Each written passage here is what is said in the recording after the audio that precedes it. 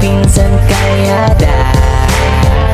Hello po mga kalingap, isang magandang hapon po sa inyong lahat. At yan, kung bago pa lang po kayo, ako po si Vincent Calyada. Paki-like and share po nitong video ito para mapalawak pa po natin ang pagtulong po sa mga taong nangangailangan. At huwag niyo pong kalimutan na pindutin po ang notification bell para lagi po kayong updated po sa aking mga bagong uploads. At please po, don't skip ads kasi malaking bagay po yan sa pantulong po natin sa mga taong nangangailangan. So ngayon mga kalingap ay ating pong binalikan sila Nanay Agnes at si Paul na matatandaan po ninyo ng asawa po ni Nanay Agnes na si Tatay Henry ay sumakipilang buhay na po. So ngayon ay kabibisita lang po natin sa kanila. At ito din po ay napagan po din po natin ng bahay ano. Ayan, sa tulong po yan ni Ninang Rexy, ayan, yung bahay po niya. At yan, maraming salamat po sa lahat ng solid supporter ko. Maraming salamat po sa inyo. Tara mga kalingap, puntahan po natin sila. Ay, grabe, ganda oh. Ganda ng bahay nila Nanay Agnes. Ayan. Magandang hapon po Nanay Agnes. Hello Nanay Agnes, kamusta na? Ayos lang, okay lang. Ano po ang pinagkakabalan ninyo ni Paul? Wala kami trabaho ngayon. Ay, wala pang trabaho. Di paano yan? Paano yung pang-araw-araw? Ano lang, pag tinawag lang ako, Pag tinawag ka lang, ibihira yun. bihira talaga. Paano yung pangkain? Ano lang, tipid-tipid kami. Tibid-tibid ko kayo ni Paul. Kamusta ka na Paul? Ayos lang po. Kamusta ang pag-aaral mo? Ayos lang din po. Ay, very good. So, ayan, ba't parang malungkot pa rin Nanay Agnes? So, syempre, naano pa rin kami. Naalala pa rin na. Naalala niyo pa rin po si Tatay. Siyempre, napamahal sa inyo si Tatay Henry. Dito ka pala, tabi-tabi mo. Naalala niyo pa rin po si Tatay Henry? Syempre, ilang buwan pa lang siya. Naalis eh. Ilang buwan pa lang po? 4 pa lang yata. Parang kailan lang po, no? So, hindi man lang nagpaalam si Tatay Henry na alis na siya. Ano po? Hindi man nagpaalam sa amin talaga. Pero at least po, talagang di na siya, talagang, ano lang po, natulog lang po yung si, Hindi, nilagnat lang. Tapos, sabi nga namin, gusto mong pagamot ka namin, huwag na. Sabi niya, hindi na daw.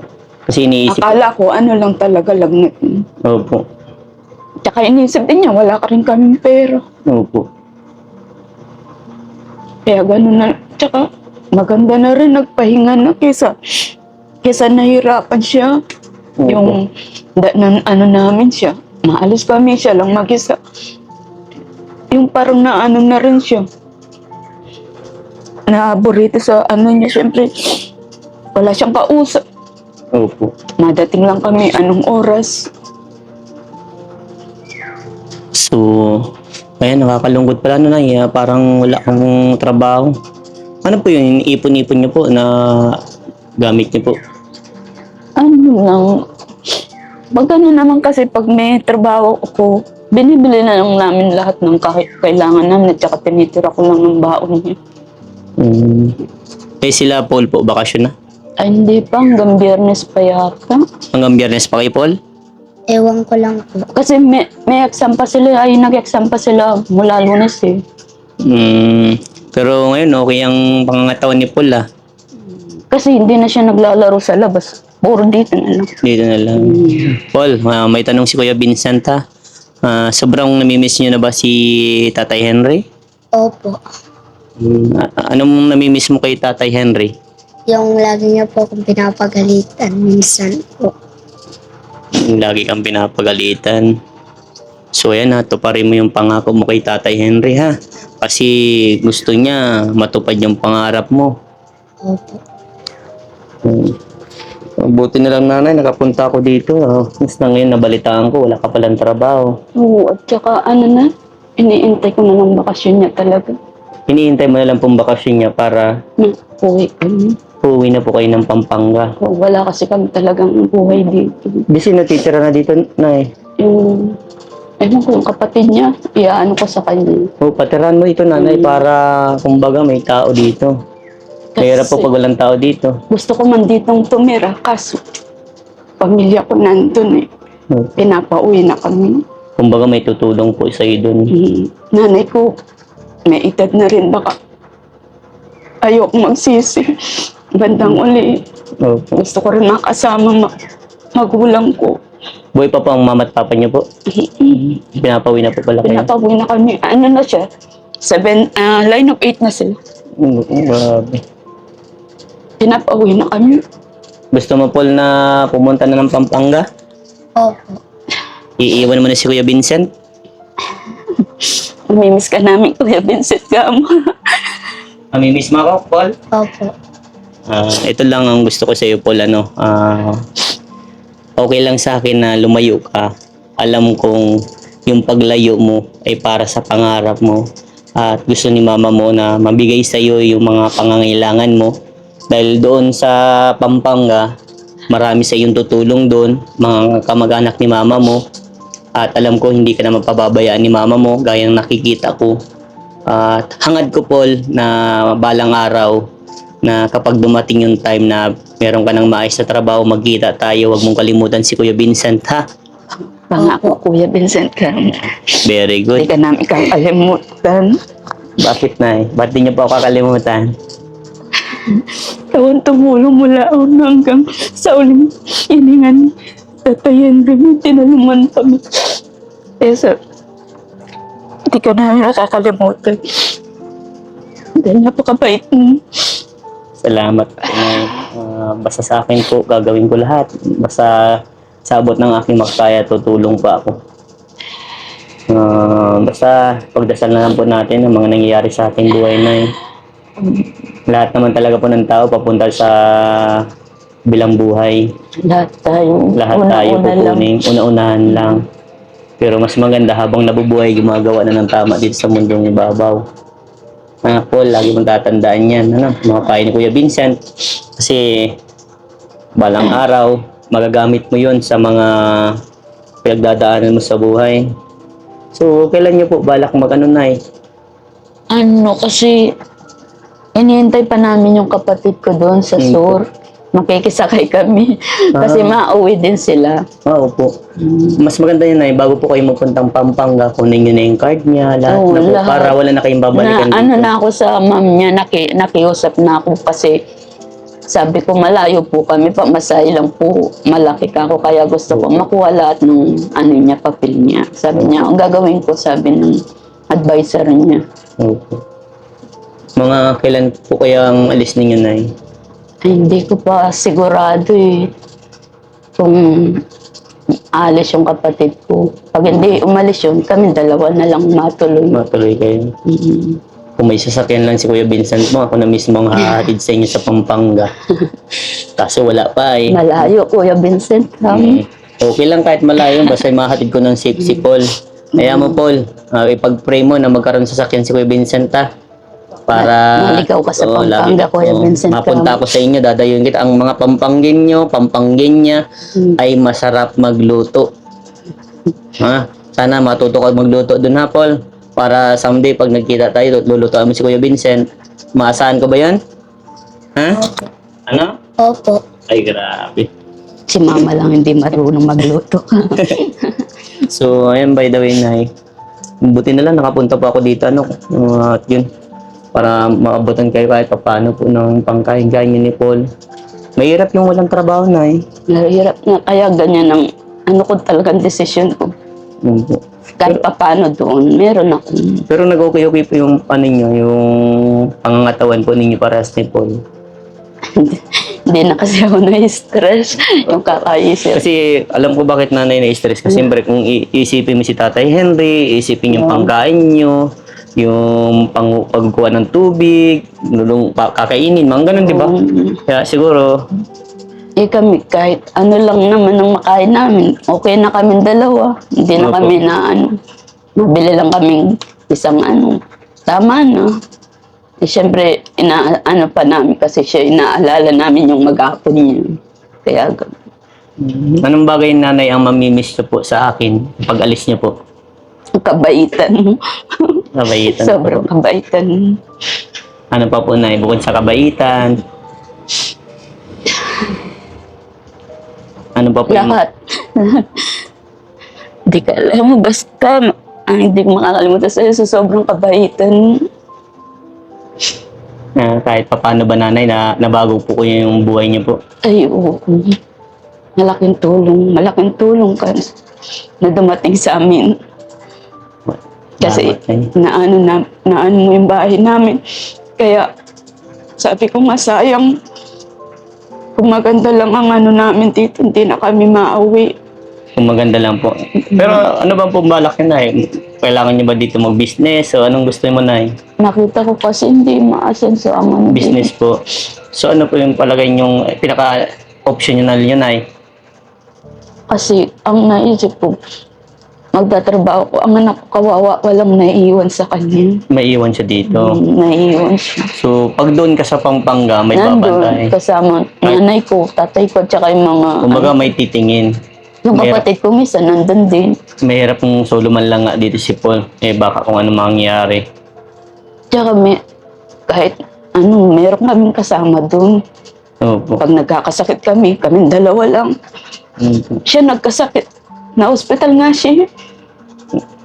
Hospital si Paul? Pagkatapos ng 5 days ng pagkalibing ni papa niya, na-hospital siya. Baka sa puyat po. Acute ang ano niya, asthma niya. Okay. Pero ngayon okay naman na po. Okay na. Nadala ng gamot. Kaya sabi ko, parang binigyan ka lang ng pera ni papa mo.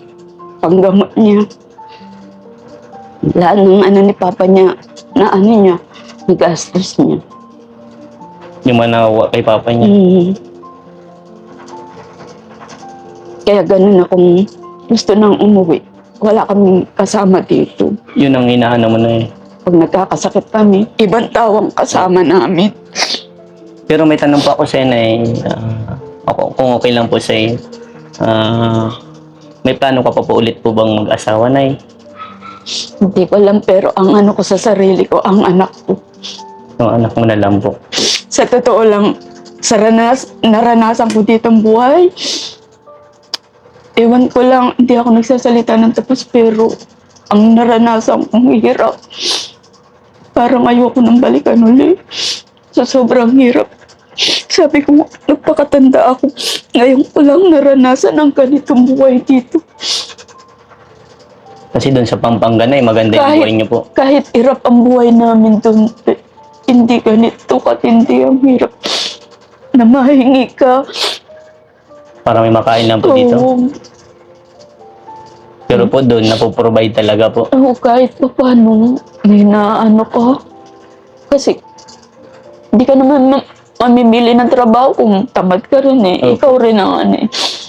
Kaya sabi ko, Diyos, ang naranasan ko, sabi ko, ewan ko, ayoko nang balikan sa sobrang hirap. Pati anak ko, nahirapan dito. Kaya, ganun ang gusto ko maano.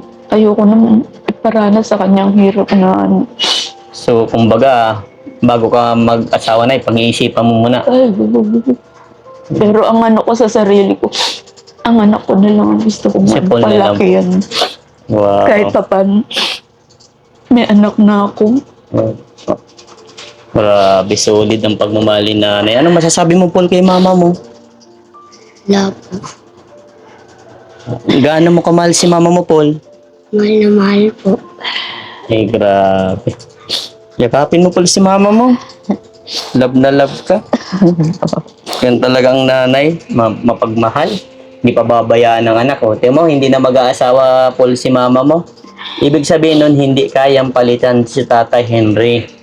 Ganon kamahal ni nanay mo si Tatay Henry. Pero kung dumating naman sa point, nanay, na mag-asawa ka, kailangan mo din, nanay, mag-asawa eh. Kasi, kumbaga po, walang ibang tutulong sa iyo. Siyempre, magkakapamilya din si Paul. Pero, pag-isipan mo din yan, nay. Yan. Hindi naman ako magde-decide yan, kundi ikaw, nanay. Ikaw po yung makikisama. Sabi nga nila, bata ka pa, mag-asawa ka. Ewan Sabi ko, ng iba? Ewan ko, sabi ko. Ilan taon ka na po, nanay? 46. Makakaasawa ka pa niyan, nanay. Pero, mas maganda kay Paul na lang. Andiyan naman si Paul. Hindi mo na pababayaan, Paul, si mama mo, ha? Ang ano ko talaga sa anak ko, Opo. gusto ko siya makatapos dahil hindi ko naranasan ang makaapak ng college. Grabe. Diba? Yan ang Gusto ko tunay siya- na... Gusto mong paranas na yan ang tunay na pagmamahal. Makapag-aral siya. Opo. Tama yan. Kailangan magsumikap, Paul. Paul, oh, para sa ito, ha? Yan. Para sa yan. Pang bili-bili mo, ha? Ang bili-bili mo daw. Nay, ito po, para pang ano nyo po. Ay, salamat. Maraming Para salamat. meron po kayo pang bili-bili na, may pang biling bigas. Hmm. Yan po ay mula po sa ating YouTube channel. Salamat. Buti na lang, Maraming nakapunta si salamat. Kuya Vincent, nabalitaan ko na wala talagang trabaho si nanay at sinabi ni nanay, ano. Wala. Mabait talaga nanay si Lord, gumagawa ng paraan para sa mga taong tinutulungan ko. Talagang bait-bait ni Lord, ano? Kasi mabait ang tumutulong sa amin. Yeah. Nay, ano lang po, basta lakasan mo lang loob mo. Alam ko po na dati yung nakausap kita na nakaburol pa si Tatay Henry, yun na po talaga yung decision mo na pupunta kayong Pampanga dahil alam ko na may tutulong sa inyo at sinabi mo rin po yun na alam mong hindi nyo mararanasan yung hirap na nararanasan nyo dito. At sana na hindi po magbago yung ganun turing mo kay Paul na hindi mo siya pababayaan kahit anong mangyari. Mahalin mo po si Paul, nanay, dahil nandyan po nagre-reflect si Tatay Henry. Yan po naging bungay nyo ni Tatay Henry. At mamimiss ko din kayo, ano. Kapag malayo kayo, Namimiss pwede ka niyo akong natin. i-message, ha? Basta, galingan mo lang, Paul. Panibagong pakikibaka na naman yan pagpunta mo sa Pampanga, another pagsubok ang mangyayari sa inyo, nanay. Pero always remember, nay, kahit ano pong pagsubok ang dumating sa ating buhay, andyan po ang ating Panginoon, nakalalay po yan sa atin. Talagang hindi tayo niyang pababayaan, gagabayan po tayo niyan. Ano po? Basta lakasan lang po natin, nanay, ang ating loob. Na, lalo pa na po, nay, lakasan mo lang ang loob nyo. Alam ko pong mahirap na mawalan po ng isang taong mahal, pero ganun talaga po, dumarating po sa buhay ang ganyan po, ano, na lahat po tayo ay lilisan. Kaya, nay, galingan mo lang, nay, para sa anak mo po, ano. Oo, gagawin ko lahat para sa anak ko. Yan. Salamat sa'yo. Sa lahat-lahat mula nung bago ka namin nakilala hanggang ngayon. Maraming salamat sa lahat-lahat ng tulong mo. Salamat. Napakabait mo. Sana lalo ka pang pagpalain sa iyong ginagawa. Opo, nay, basta pag dumating yung point, Paul, ipag-pray mo lang na someday na maging maayos ang aking views. Dadalawin kita sa Pampanga. Patuloy mo ako sa bahay niyo, ha? Ano po ka? Kahit nakikituloy lang kami Oo. kay nanay kami. Malay nyo, Tutuloyan nay. ka namin. Malay nyo, nay, dumating po sa point, ito po, pinapangako ko na, nay, dumating po sa point na maging maayos lang ang nanay ang lahat. Maging okay lang talaga. Malay nyo po, ako po ang sumagot ng matitira nyo po doon. Mapagawan ko ulit kayo ng bahay-bahay. Salamat. Di ba po? Pero alam ko, mabait yan si Lord. Hindi pa naman sa ngayon, pero ibibigay yan sa atin. Bibigay niya sa iyo dahil napakabait. Karami mong tinutulungan tulad namin. Grabe na yan, nanay. Laban lang, ano po, nay. Gaya po ng sinasabi ko po sa inyo, laban lang sa hamon ng buhay. God bless po sa inyo. Babay na po, la. Galing sa school, ha, para makuha mo yung pangarap mo. Anong gusto mo maging, Paul? At di ba, yun ba yung sinabi mo kay Kuya Vincent? Anong gusto mo maging? Sundalo po. Ay, grabe. Baka pag naging sundalo ka na, kalimutan mo na si Kuya Vincent. Hindi po. Ay, hindi po. Grabe. Sige, nay. At ako po yung alis na. Babay na sa inyo, nay. Salamat. Maraming salamat. Opo.